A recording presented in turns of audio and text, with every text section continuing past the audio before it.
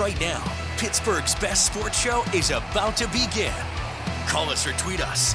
We've got things to talk about on the Ireland Contracting Nightly Sports Call.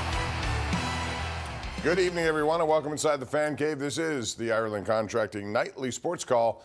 Bob Pompeani here in the Fan Cave. Chris Muller is live up at 93.7 The Fan. All you have to do to call us is dial the number 412-575-2600, or you can do it on Twitter or X, whatever you prefer there. It's at KDPomp, at Chris Muller, PGH. And Chris, good to see you again. I hope you had a nice Christmas holiday with your family. And I want to ask you about what so far has been a bunch of coal in the stocking of Steeler fans. 3 straight losses, all double-digit in nature, all against good teams. And this is another good team. I think it's kind of a sign of the times that the Steelers are 3-point underdogs at home to a team that is, you know, basically a 500 team, although we know better. Joe Burrow is in the stratosphere up there when it comes to quarterback elite play. Do you think 3 points. I thought this was going to be a pick'em kind of game, or at least one. I'm a little surprised that it's 3 in favor of Cincinnati, or are you not? Bob, first off, I hope you also had a nice Christmas with your family. We were very much inundated with presents in the Muller house, and the garbage out on the curb today from all the cardboard boxes is actually a little bit embarrassing to me, the sheer scope of it. What is also embarrassing and frustrating is, of course, watching this football team, which is only in the playoffs by virtue of the fact that they got enough work done early and does not even remotely look like a playoff caliber team right this second. I'm not surprised that they're a 3-point underdog here because I checked the advanced line on this game before the Steelers even played Kansas City. And believe it or not, it was Cincinnati -1 as a road favorite. So I think Vegas is starting to get hip to the idea that the Steelers, one, their defense just looks like it is completely lost. I will say soft in the sense that the tackling has been absolutely atrocious, and so it has the look of a defense that's making business decisions. They're not communicating well, as you were saying in your sportscast. And then, you know, I think the real reason here that this team is an underdog in this game, why so many people are down on them, why probably most people, if the Bengals somehow snuck their way in, would pick the Bengals to have a much better chance to go far. Look at the quarterbacks. You had Jalen Hurts, you had Lamar Jackson, you had Patrick Mahomes. Now you've got Burrow. Cincinnati's got one of those guys. The Steelers just do not. And I think a lot of teams would love the Steelers to beat Cincinnati, to eliminate Cincinnati from being in this tournament, because if they do get in, you know, their defense has gotten better over the last few games. It's still not good, but it's better. And if you can outscore teams, I think we're watching tonight how San Francisco and Detroit is so just beset with injury. 6 of their defensive starters are out. They're playing with all sorts of different people. David Montgomery out for the season, it looks like, in the run game, and yet they have to outscore people.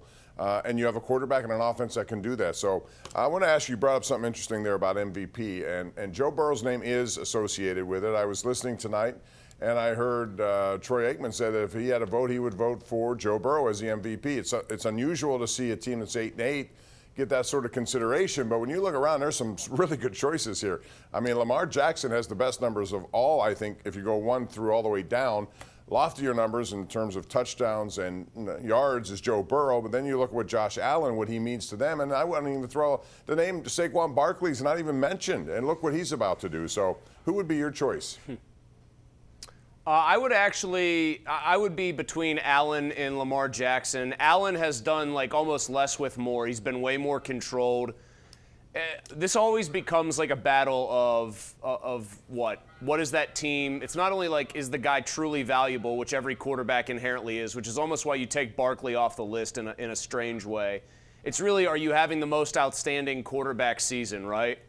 And man, it is really, really, really tough to make a case one over the other for Burrow, Allen, or Jackson. If I were going to be forced to do it, you know who I'd actually pick now that I'm sussing this out in real time? I would pick Burrow. I would, and here's why. It's not just that he has the numbers. It's not just that he is doing video game stuff. I think it's 8 straight games now with at least 4 touchdown passes. It's that he has no net. I mean, every week he has to go in and say, I probably need 35 or so to win this football game. I know you said the defense has been a little better lately. They're forcing a lot more turnovers since that first Steelers game. But Jackson's got a decent team around him, a defense that's been on the come for several weeks now. The Bills are just pretty well constructed. Like, yeah, those two guys make their teams go, but Burrow is just up on a high wire every week, knowing he has to be unbelievable, and by and large he has been, and they've lost games even when he has been. That's the sad part. Yeah. He's been phenomenal in games that they've lost. Yeah, and they could have won like 3 or 4 more games early in the season and not being in this position they are right now. As we go to break, and we will continue, we want your phone calls at 412-575-2600. Want to give a big birthday to the Lady Di of this program, Diane Ireland. I believe she's 39 years old and looks great for that. Diane, happy birthday, and thank you for your sponsorship. And tell Gary to wait on you all night long because you deserve it. So happy birthday to Lady Di of the Ireland contracting fame. We're going to take a break, open up the phone lines, and come back and talk to you. We also have Penn State, Boise State to go at it tomorrow. And the Penguins have suddenly turned things around. We'll talk about their resurgence and more coming up right here on the Ireland Contracting Nightly Sports Call. Our GMC Sierra tweet of the night comes from the NFL on CBS. The present and future of the NFL. Look at this. 2019, the LSU team had Joe Burrow, who is number 1 in yards right now. Jamar Chase, number 1 wide receiver in yards in the NFL. Justin Jefferson, number 2 behind him, all on the same team. And then look at 2023, Jaden Daniels, who's lighting it up. Then you have Brian Thomas and Malik Neighbors, all on the same team. LSU, how do they not win more things than they have? I mean, given that talent, that's incredible to have that all on the same Bob, team. that 2019 team was the best offense I've seen since Tommy Frazier in Nebraska were running the option in the mid-'90s. They won it all. The team with Daniels is the one we got to ask about. Right. How on earth did they not win the whole thing? Well, they should have, and Daniels has been terrific. Again, watching him last night, the guy is so poised. You wonder, I think he could do some damage in the postseason. In the meantime, Penn State, Boise State, real quick, I want to ask you about this. That point spread is a big one at 11. Boise State, if you look at the metrics, is not a good tackling team, not good at stopping the run, but they do force turnovers. And in a game like this at the Fiesta Bowl, I mean, if you can force a few at critical times, just like SMU fell victim to Penn State with stupid plays by their quarterback, Jennings, in that one, a couple of pick sixes, you never know how it's going to go, but how do you see it playing out real quick? Penn State's just bigger, stronger, and better. And I've been mentioning that Boise-Oregon game. Oh, that was so close. That was 3 months ago. I mean, Boise's a different team and seems like a worse team now than they were when they took the number 1 team in the country right to the limit. So it gives me no pleasure to report, Bob, that I think Penn State is going to win this football game and probably comfortably. And yes, in case anyone at home is asking, both of my fingers are crossed right now, and my toes are also crossed as I say that. Well, it should be a fascinating day of football. I'm looking forward to that, and New Year's Day as well. In the meantime, we have our number 1 Cochrane Go One Better caller of the night. Tonight we're going to go out to John and Cranberry for that. Hello, John. How are you? Hey, Bob and Chris. Happy New Year to both you and your families. You too. I just wanted to talk quickly. Condolences to Greg Gumbel's family. What a entertainment sports announcer he was. Selection Sunday will never be the same without him. He was something special. But what I wanted to talk about the college football playoff. I was disappointed in the games last week, but I think these games are going to be a lot more competitive. But the game that intrigues me that I want to get your and Chris' thoughts on is Oregon and Ohio State. How do you see that playing out? And do you think that Ohio State can beat Oregon? Yes, Thanks. I do, and I'm really kind of doubling down here on Ohio State after what they did last week to Tennessee. I think they're the better team all the way through. I think Oregon's a better offensive team, but I think when it comes right down to it, Ohio State has what it takes to beat that team, and I expect them to do that, Chris. This is, I guess, a minority opinion, not only on this show, but also, I think, nationally, where it seems like the college football pundit class is kind of gearing up to say Ohio State's going to roll through this thing and show they're the best team, and then they'll still fire Ryan Day for losing to Michigan again. I think Oregon's going to beat them. Better quarterback, like you said, better offense. They manhandled Penn State offensively. I know Penn State, kept themselves in that game with great offense of their own, but I worry about Ohio State's ability, if this thing turns into a shootout again, to actually match score for score. They got great skill talent, but the golf and quarterback play, I think, is significant. And so I actually think Oregon is going to silence. This is so weird. They're undefeated. They're number one. I think they're going to silence the doubters and the haters and win this game. Yeah, and they get a tougher path than some of these other teams. You know, it's really weird how this is set up, which I think this whole system needs to be somewhat tweaked at the end of this, 12-team playoff. But I will say, too, I don't know about you, but this college football bowl season has been a disaster. The ACC is 1-9. I think their record is, and I know there have been teams that don't have players to play and coaches leave and it's awful to watch, to be honest. I don't know how people, you look at the attendance at games. We saw the one in Detroit for the Panthers and Toledo game. Some of the games, though, have been, paradoxically, Bob, I know what you're getting at. Some of the games have been wildly entertaining, like these truly meaningless games. I mean, Pitt-Toledo, if you're an uninterested party in either program and you watch 48-46, like, that was fun. Miami played a fun bowl game. There was controversy with Cam Ward there. They ate a live, they had the Pop-Tart mascot get eaten. I mean, that's great theater right there.